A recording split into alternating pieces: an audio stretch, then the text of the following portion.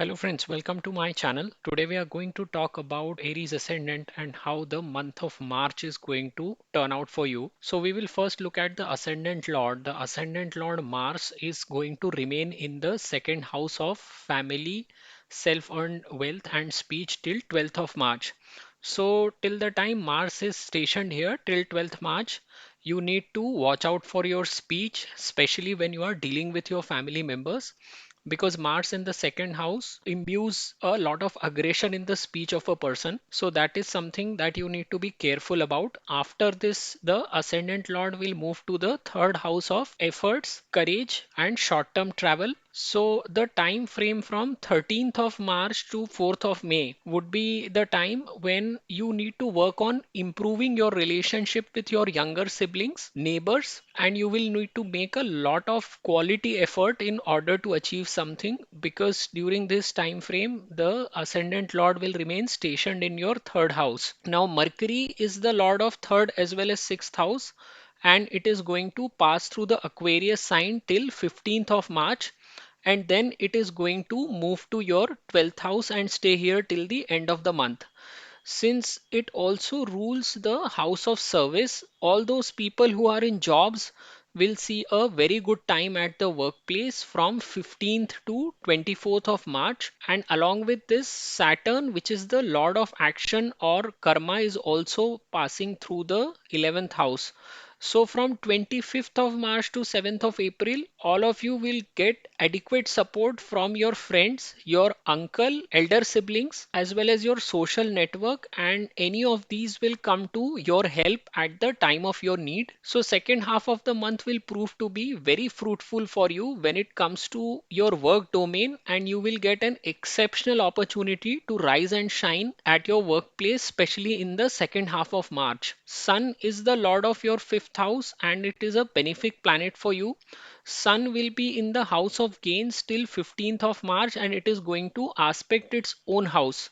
So any house lord aspecting its own house strengthens that particular house, and this is going to be a very good time for people who do jobs that are related to the fifth house. So all those people who are in speculation or who are engaged in any kind of a artistic work will see a very good time at the work front. Even people who are related to education will also see a good time. If you are a student, then again first half of the month till the time sun is posited here till 15th of March is a very favorable time for the students, but the best time would be at the beginning of the month. So students will see time frame from 1st of March to 5th of March to be exceptionally favorable for them, and this will prove to be a very good time frame for you to excel in your studies.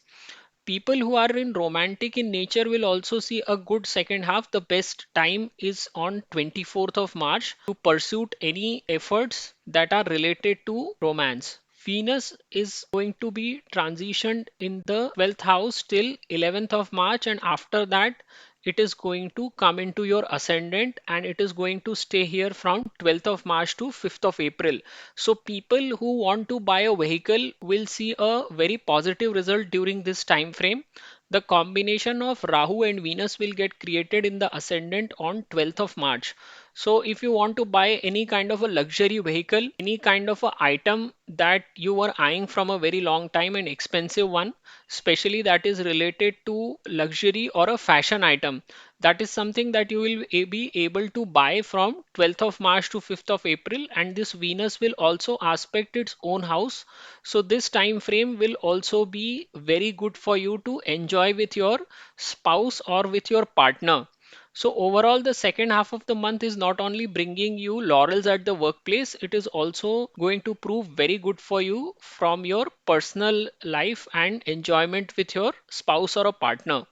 Jupiter will continue to pass through the 12th house, and Lord of the 12th passing through the 12th indicates religious travels, foreign travels, or money that is spent in the care of your elders.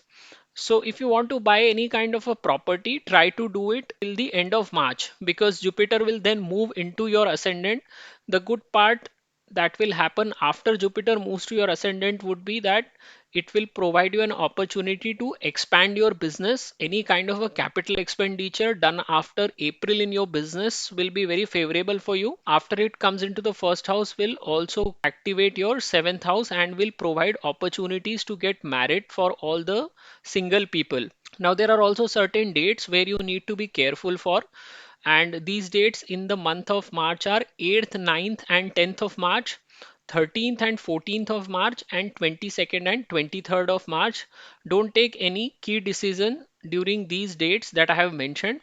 If you look overall, this is going to be a great time for you to shine at your workplace, especially in the second half of March. So that's the summary for you for this month. I would request you to subscribe to my channel and thank you very much for watching. नमस्ते दोस्तों, मैं अपने channel में आपका स्वागत करता हूं। आज हम जानने का प्रयत्न कर रहे हैं कि मेष लग्न वालों के लिए मार्च का महीना कैसे साबित होगा। देखिए, सबसे पहले हम लोग लग्नेश की बात करते हैं। लग्नेश मंगल द्वितीय भाव में भ्रमण करते रहेंगे 12 मार्च तक। लग्नेश का द्वितीय भाव में बैठना पैसा तो लाता ही है, लेकिन साथ में यह आपकी वाणी को बहुत अग्रेसिव बनाता है। तो अगर आप किसी के भी साथ बात करते हैं तो सोच समझ के कीजिए 12 मार्च तक। अगर आप अपने फैमिली मेंबर्स के साथ भी बात कर रहे हैं तो उनको टेकन फॉर ग्रांटेड मत लीजिए और उनसे भी सोच विचार करके फिर बात कीजिए। 12 मार्च के बाद लग्नेश आपके तृतीय भाव में आ जाएंगे। तृतीय भाव से आप अपने छोटे भाई बहनों को देखते हैं, कोई किसी भी तरह का छोटा डिस्टेंस का ट्रैवल देखते हैं और अपने नेबर्स को भी देखते हैं छोटे भाई बहनों के अलावा। तो यहाँ पे जब लग्नेश मूव कर जाएंगे 13 मार्च से 4 मई तक में, तो आपको ये समय में अपने रिलेशनशिप इंप्रूव करने का मौका मिलेगा अपने छोटे भाई बहनों के साथ, अपने नेबर्स के साथ।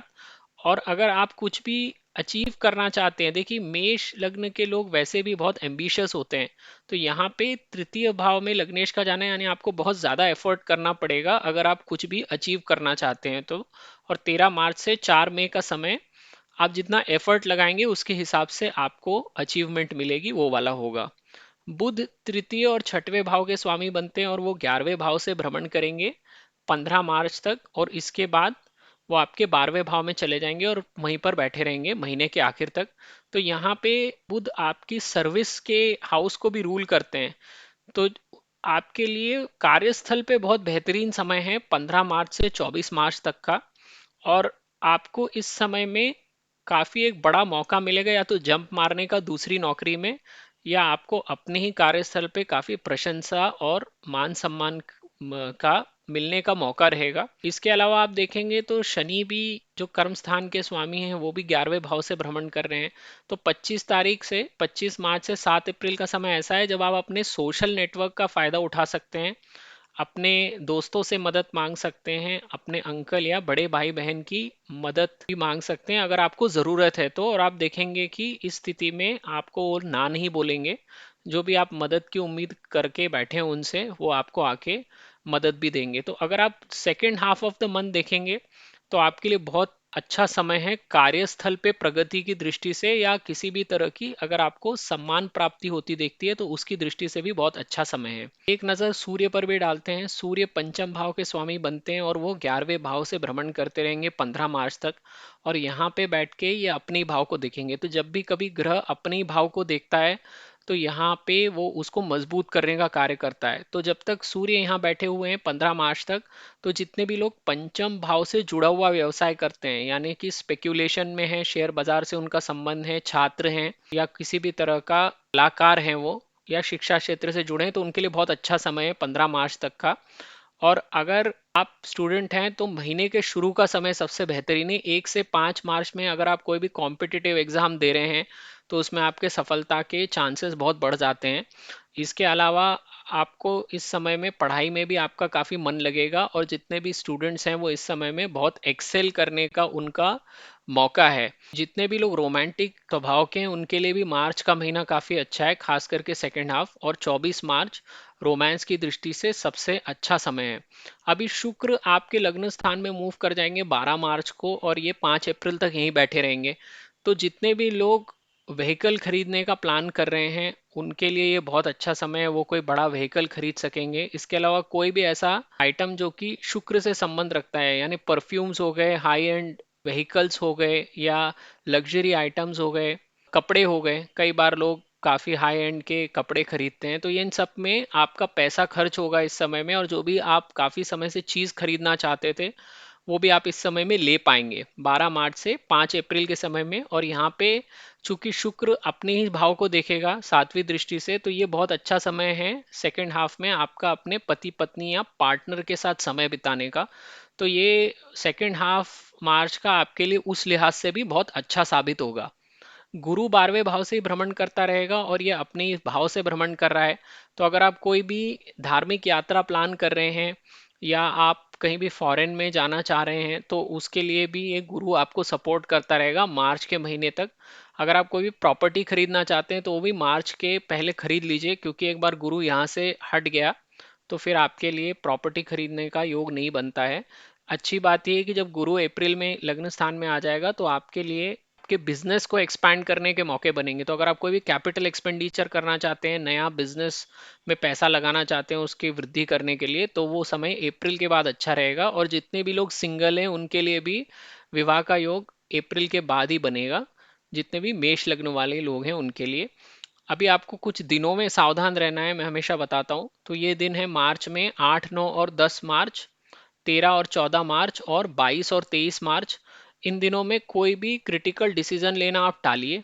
और अगर आप ओवरऑल देखेंगे तो आपके लिए महीना बहुत अच्छा है। सेकेंड हाफ महीने का 15 मार्च से आखिरी तक बहुत ही शानदार समय है अपने कार्य क्षेत्र पे चमकने के लिए। और अगर आप अपने पति या पत्नी के साथ समय बिताना चाहते हैं, कोई भी वाहन वगैरह खरीदना चाहते हैं तो उसके लिए भी ये बहुत बढ़िया समय है। तो ये आपकी समरी है इस महीने की। उम्मीद है आपको ये वीडियो पसंद आया होगा, और मैं रिक्वेस्ट करता हूँ कि आप मेरे चैनल को ज़रूर सब्सक्राइब कीजिए। ये वीडियो देखने के लिए आपका बहुत बहुत धन्यवाद।